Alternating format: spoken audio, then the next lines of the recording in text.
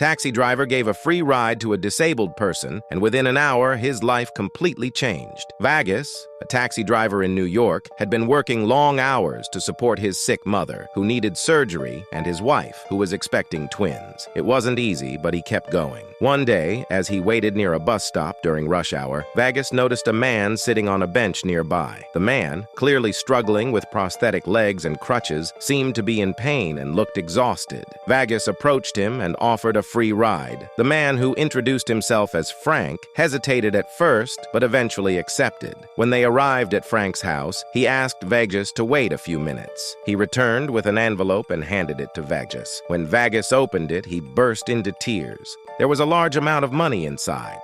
Frank had been saving this money for over 10 years to buy a new electric wheelchair, but instead, he was giving it to Vagus.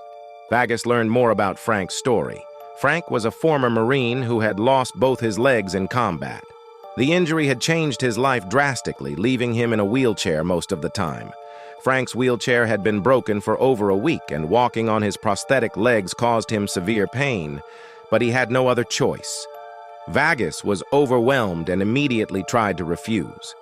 He knew how much that money meant to Frank, but Frank insisted, explaining that he felt the money would do more good for Vagus and his family than it ever could for him.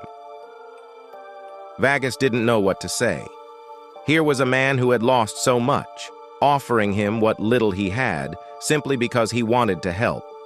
It was a gesture that touched Vagus deeply. In the weeks that followed, Vagus and Frank became close friends.